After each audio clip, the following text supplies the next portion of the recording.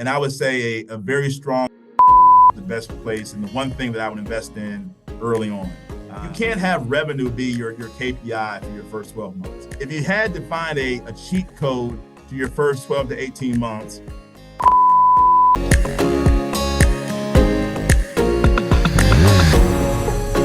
Hi, I'm George Pino, CEO of Commercial Brokers International, and I have a great guest for you today. Matthew E. Drane, he's a multifamily advisor, performance coach, commercial real estate problem solver, board director, and he's been a commercial real estate professional now for well over a decade. I don't want to throw out the whole year so that, we're going to hide your age a little bit there. But he's a great professional, but, one of his the reason why I really wanted him to be on this channel, because I think it's going to help a lot of the agents here that are thinking, or people thinking about going into commercial real estate, what their first year is going to look like, what they should be doing, what's going. So I want to gear this a little bit more toward some of the newer agents and going in. So, I know Revolt CRE, it's your company that does all the training for commercial real estate agents, and specifically geared more toward training the agents that are in smaller boutique-ish firms or mom and pop shops, but showing them the strategies, tactics, and techniques that maybe some of the larger firms have utilized for their success. Now, obviously, a lot of those won't necessarily apply to certain businesses and certain firms and certain companies as well, or agents. But I think there's a lot to gain. But more importantly, I think there's also an understanding. I think one of the best things to understand is, how does your competition operate? How are they going to think? What are they going to do to market and position themselves?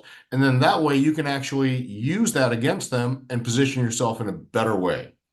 So, getting into commercial real estate, Matthew, I'm sure a lot of people have asked, what can I expect? Now, what does, for you and the people that you coach and work with, how do you explain what the first year may look like for them?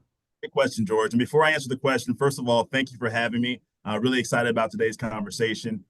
Revolt CRE was really born out of answering that question and the coffee meeting. So I'm sure, much like myself, you get inbox messages, cold calls sometimes, and emails from college students, maybe young professionals who are in a different industry who are looking to enter into commercial real estate. So Revolt CRE really was answering, one of two questions. One question was, what is commercial real estate and how do I get started? So that's exactly why I started the company. And I'll answer that question for you. Early on in year one, I've been doing this business. Thank you for not dating me. But 2012 is when I started. And I've done it from both ends of the industry. One is a individual contributor. So I built my own business. I know what that looks like, not in theory, but in real practice. I've grown a team. I've grown market share. We did about $600 million in total sales in a 5-year period. So I know the business from that side. And I help people understand that process of building a business, it can be real estate specific, but really any business, it doesn't come quickly. And I look at our profession, and the first thing that I give as a offering to someone that's asking about the industry is the opportunity, the potential, the unlimited earnings ceiling. All those things are true, but it does require a few things. And in the first 12 to 18 months, it requires patience. It requires intestinal fortitude. It requires some financial runway, because while the transactions could be life-changing in your first 12 to 18 months, they often aren't. So you need some way of surviving and just managing the storm. And I always just start with that. Be prepared to make it 9, 12, 18 months without earning a check, because that's a reality that I think a lot of the recruiters, even a lot of the people who have great intention with showing all the upside of the business, I like to start with that reality, that be prepared not to earn, and be prepared when you earn to somewhat play catch up from the 12 to 18 months it took you to earn that first strike. So I start there, and I'll pause because I know a lot more questions can come from that, but that's where I start, quite frankly. Absolutely, and I think that is really good because I think the transparency and and everyone kind of says this, but a lot of agents, when they're coming in, obviously, to be a sales agent, you have to have a little bit of an ego. You have to be able to be self-confident in what you're doing. So a lot of them think that they're going to shorten that time frame, and it does happen for some, but very Sure. rarely does it. That 12 to 18 months is very much a key indicator. One of the things Can actually, I follow up on something that you said there? yeah, It, absolutely. it does happen. So let's talk about Yeah, the times where it does happen. What are some of the common traits that I've experienced on when it does happen? So absolutely. yeah, That is I it would love to go possible? into that. Yeah, is it possible? It absolutely is possible. What's required? Well, typically it starts with having an affiliation with the right firm, the right platform, and or the right team or mentor. Because if you're starting this business as a standalone, we call them lone wolves with no experience, that's a much more difficult path to find success. So the first thing that's common with those who actually do make it, right, is they found a way to affiliate with an established, reputable firm. It does not have to be the largest, most Yeah. notable national brokerage firm, but Mhm. it should be relevant to your business plan. So I'm an apartment broker. I've always been a private capital, call it $2 to $20 million apartment broker. There's a lot of national firms and there's a lot of local and regional, more boutique firms that would be a great place for someone with that profile to start and launch their career. If I wanted to sell multi-tenant retail, in the Mid-Atlantic, there's probably national firms that fit that profile, but there's also a lot of great local and regional firms. So the first Mhm. thing is finding a brokerage firm that is accretive and that is supportive of your business plan. So that's a common theme. The Yeah. next theme, of course, is if you don't have track record, you can either wait to establish it on your own, or you can find someone to borrow that track record, relationships, expertise, competence, all those things from someone else. Mhm. So if you had to find a cheat code to your first 12 to 18 months, it starts with affiliating with the right mentor, the right firm, and last but not least, controlling the only thing you can control, which is your individual out input to the business. Yeah. Everything else is out of your hands. I mean, really, everything else in the first 12 to Right. 18 months, interest rate environment, client pipeline, managing through escrows and transactions, a lot of that is really outside of your control. But if you get a handle on those three things, the right platform, the right mentor, and then controlling what you can, that means getting the right training, the right development, understanding what's in your control, and simply keeping promises you make to yourself, you have a above 80% chance of finding some success if you simply narrow down on those three things starting out. Absolutely. I agree wholeheartedly with that. I would probably add a little bit more in that, and we'll get to that part of it because I want to talk a little bit about the marketing and how to position yourself and get out there. And it's funny that you say that, a lot of the stuff when, especially when you're younger, to align yourself in perception, you don't have that track record. One of the tactics that we've trained some of our newer agents, and I've honestly, every single one of our newer agents was producing business within 6 months. Great. And at least the ones that were following the formula. I should say that because there Yep. were a few that left us within 6 months as well. So Sure. Sure. it's just the nature of the business. And a lot of the conversation I when I first start, and you mentioned, people could reach out to us and ask, what do I do with this business? How do I get involved? And what do I do? My first nowadays, and I've been in the business a little bit longer than you. Maybe I'm a little bit more jaded, but I say, don't do it. Yeah. And the reason why I say don't do it is because most people haven't put the thought process into it of what it's going to take. And especially where we're at in Los Angeles, we have the side employment or employees of the I want to be something else like a singer or a Right. movie star or whatever. And I'm thinking I can go into commercial real estate part-time. And Tough. This is not residential real estate where you're going to be showing up at the office at 10 o'clock and leaving at 4 so you can do your you can have your calls out for your modeling gig or whatever else. This is something that's a real commitment to time and what you're doing. Now, what we talked you talked about some of the success traits. Um, what do you see common mistakes of new agents that, they fall into, the pitfalls that they should be looking at and be aware of a little bit more so? You hit it on the head. I mean, one is not being fully bought into a business plan and a full-time endeavor. And while real estate in general has always been viewed as an industry and a way of earning income that is somewhat flexible, control your own hours, control your destiny, that's very true. But any business, when you're starting out, if you're not fully bought into it, that distraction will simply just prolong the time frame to reach success. So not being fully bought in. Real estate at its core, investment sales, I should say, is very simple in theory, right? I mean, I'll give it a rough example. It's not rocket science. It can be trained. It's not rocket science. In Columbus, Ohio, there's roughly 1,200 multifamily buildings, existing multifamily market rate assets. So I'm excluding affordable assets. So market rate existing buildings in Columbus proper between 10 units and 250 units. So it's a very confined and established stock. There's 1,200 buildings, give or take, in Ohio, in Columbus, Ohio. There's just under 500 unique owners that own those 1,200 buildings. So at its core, what is our business? Our business is simply, over time, how many of these 500 owners can you make contact with, build rapport with, establish a relationship with, and over time establish enough credibility, relationship, and rapport to when there's an opportunity to represent them and to advise them on those 1,200 assets that you're in the conversation at the table. Our business is not more complicated than that. So staying in front of and in communication with 500 people over time has the foundational, steps and components of building an established building for that business plan in that market. It's that simple.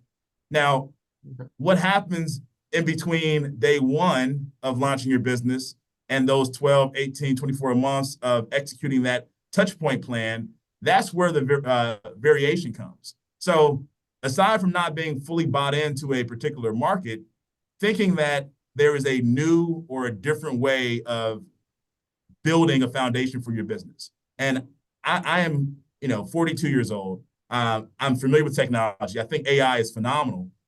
But if AI is your answer to building a business and you believe you can do it only, a certain way, that might be a challenge. So I think the ones that make mistakes often try to reinvent the wheel when those who are established in the business, who've had success, who've built not just in one market one time, but in multiple markets, multiple cycles, multiple product types, their formula is pretty consistent with how they did that.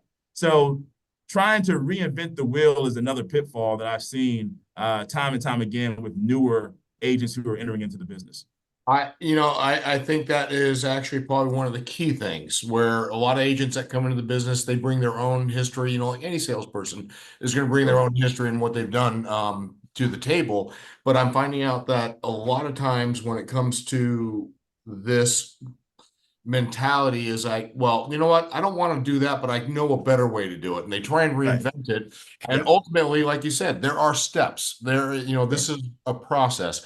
And actually, some of the things I want to kind of point out, some of the key words that you had mentioned, business plan. I think that everybody should have a business plan, a plan of action. If you don't have a plan, it's just like a roadmap. Then you really don't know where you're going to be going. Right. So that's number one. Number two is I love the fact that you said advise and relationship, because ultimately, I do a lot of sales training and I always tell newer agents, you're never going to sell somebody over the phone. No one's going to say, hey, it's really great meeting you, Matthew. Send over that listing agreement. I know we've been talking for 5 minutes and Right. whatever price you want to put on it, and then, because you're an amazing salesperson. That's Yeah. never going to happen. I think in my 30 plus years career, I have only I I have I all my listings, the only one I've ever taken, and I've never met the person. There were two people. One was a celebrity, and they were Okay. so insulated, I didn't talk to anybody but the attorneys. Yep. And the other was a gentleman that owned a building, but he was in London. Okay. And so, that's fair, but it still took time and effort. You're really not going to sell somebody over the phone. What you're doing Right. is you're building that relationship. You're selling yourself and Absolutely. create that relationship. So I love that you got those key points in, because I think a lot of new agents think that they're just going to sell, sell, sell, and they're going to get somebody on the phone. And I think those days have kind of gone away. I mean, in the old days in commercial real estate, we used to control a lot of the information. Right. And so people had to come to us. But now the information is readily available to almost anybody. And if you have money and want to pay for it, there's even incredible Oh yeah. information that's available to anybody. So, That's true. And guess what? So yeah, technology will help and assist and aid your growth in the business. And to your point, principals who absolutely. own in the market, they have access to a lot of Mhm. information. It still requires a relationship. It still requires Exactly. being Yep. able to translate and to communicate what that data, Beans. the implications Yep. of that data to their Absolutely. portfolio, to their assets. So I'm not saying that Mhm. technology, information, and AI is not part of my business plan. It simply is another tool in the Yeah. toolbox.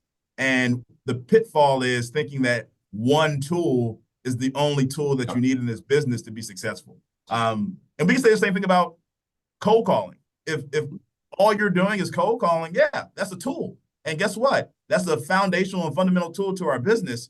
But if all you're doing is cold calling, you're not maximizing your potential for A- maximum exposure and reach to the marketplace. Absolutely. When I first got into sales, a sales manager once told me that, and this was sports related. He was a sports person. I've been in sports in the past, but he goes, think of it as a professional baseball player, Yep. right?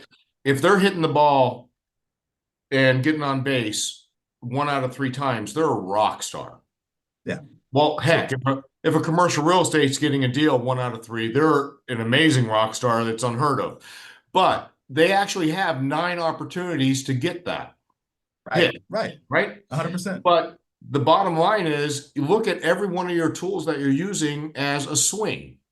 So if I'm only going to take one swing and my swing is going to be cold calling, I'm limiting the chances of me hitting that ball. But if Great I'm analogy. doing everything else, whether it's social, add in, the cold calling is one swing, the social marketing is another swing, my sphere of influence is another swing, I have a much better chance of now hitting the ball because I'm now Right. taking 4, 5, 6 shots at it versus the one.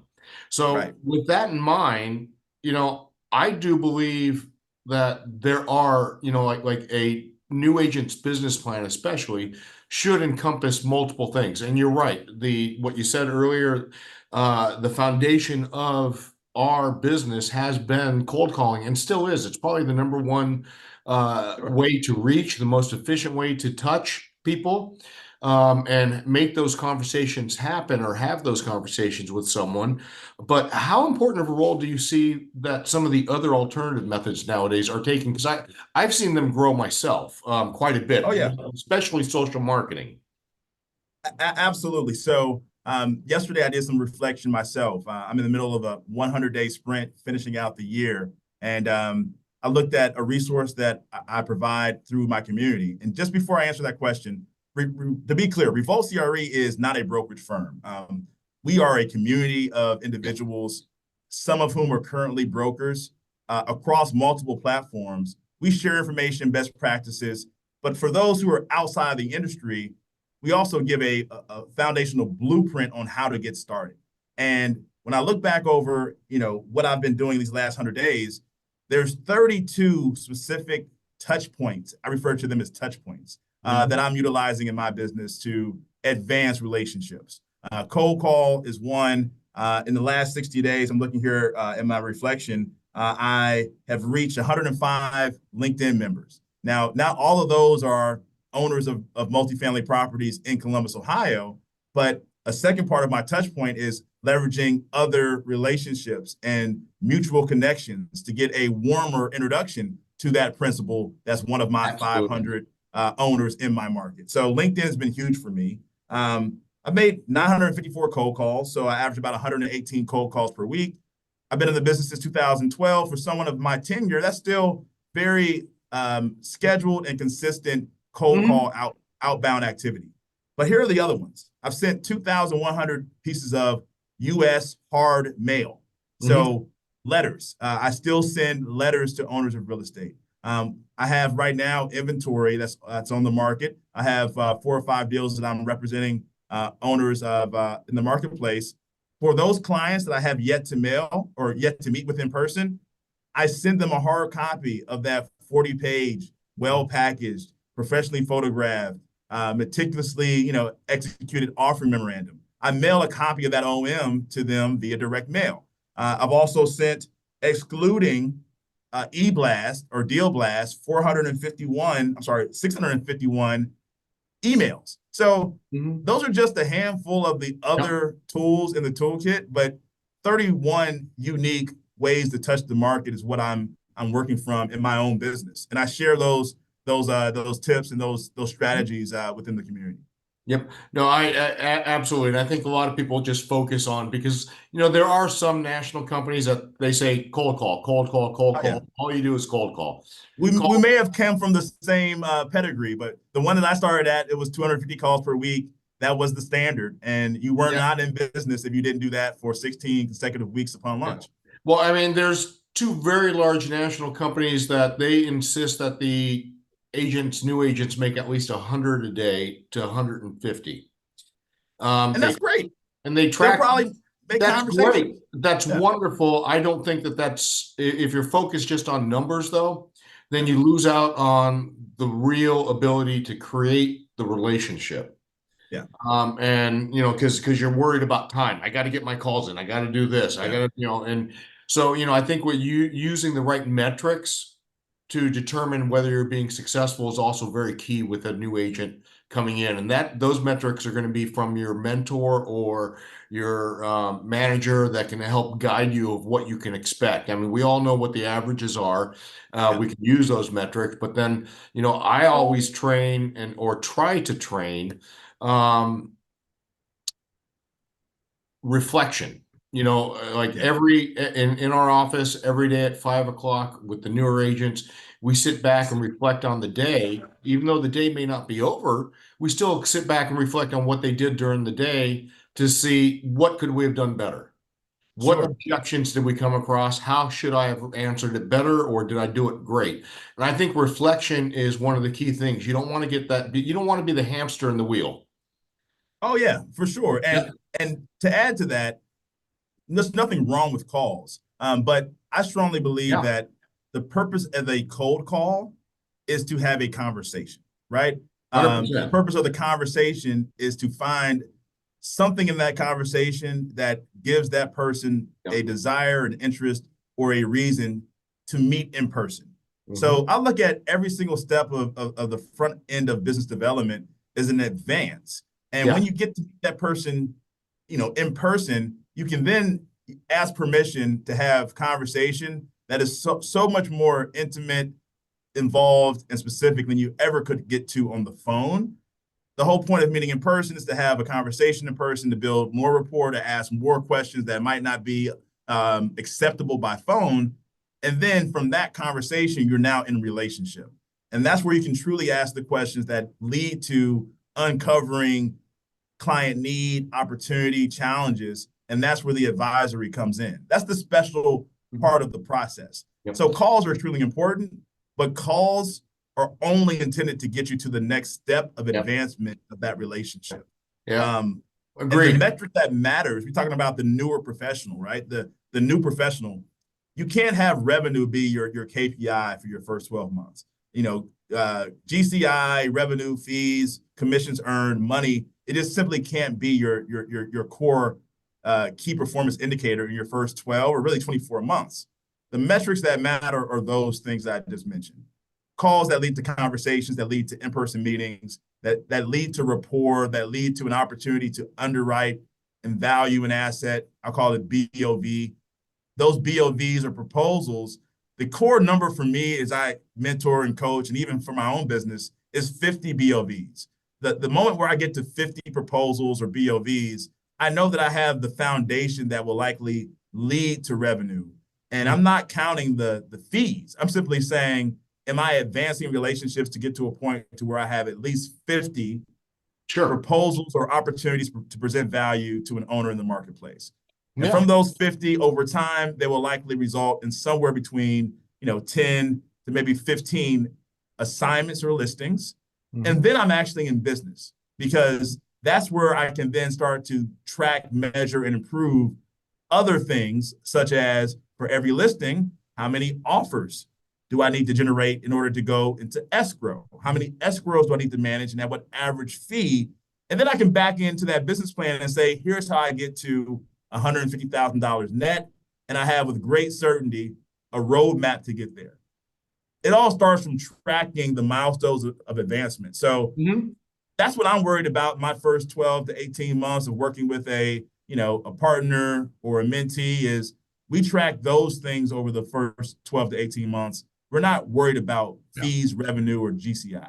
Yeah, I completely agree with you. I'm going to ask you one last question, because I don't want to keep you too long. Sure. We may have some follow-up stuff, another video or questions come up. Sure. And also, just as a quick reminder, anyone who is listening or watching right now, if you do have any questions, go ahead and send us a DM. Be happy to connect you with Matthew and get those answered, and we can work on that as well. But when the question I have for you,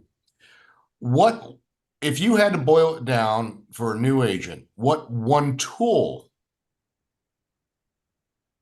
would you recommend, whether getting started, whether it's to invest in, with a limited budget of a new agent coming in? What one tool would you kind of invest in or recommend? So the one tool that I say is really mandatory is a CRM. I mean, it's a client relationship management software. There's a lot of them out there. There's a ton of great options, but I just remember many people going back to pitfalls for new agents, trying to manage a relationship business in Excel, or trying to manage a relationship business with pen and paper where you're making notes with every conversation. It's just the most inefficient way of building what will hopefully, for that listener, be a multi-year, wildly successful career in commercial real estate investment sales. If you're going to build a multi-year business that will likely, yield several $100,000, seven-figure business over time, you're going to want to start with that in mind. And I would say a very strong CRM is the best place, and the one thing that I would invest in early on. I actually 100% agree with you. And I was, I don't know if that was maybe just a softball pitch to you or not, but I think that the CRM is going to help. For me, it's always been, the most valuable asset an agent has is their time. Right. And anything that we can do to maximize that time or be more efficient in our methodology is then of value to us. And a CRM, especially for the cost, which is relatively minimal overall in the big scheme of things, is one of those things that you can really boost your business, because it is extremely inefficient, and very few people have the organizational skills to be able to organize a relationship-based sales approach and business on Excel or even Outlook or things like that. So, I always tell everybody when they first start off, I know you don't want to spend money, but get a CRM. And if you want, I'll buy one for you. Right. That's how much I believe in it. Yeah, one simple example of that is you can have a property address and a owner's name in one cell in Excel. The value and the beauty of a CRM and the way that you get to ask really, really intelligent questions is when you're calling on an owner who has 5 multifamily buildings in Columbus, Ohio, but they also 4 years ago bought a multi-tenant industrial asset in Northeast Ohio. So when you can ask them the question, tell me, it looks like you're mainly a multifamily or investor. How'd you end up with this industrial property in Cleveland? And by the way, it looks like you bought it with a bank loan that matures in year 5. Like that's Yeah. where you get the secret sauce, is being able to ask the question that is adjacent and ancillary to the building that you're calling about. And you can't do that easily in Excel.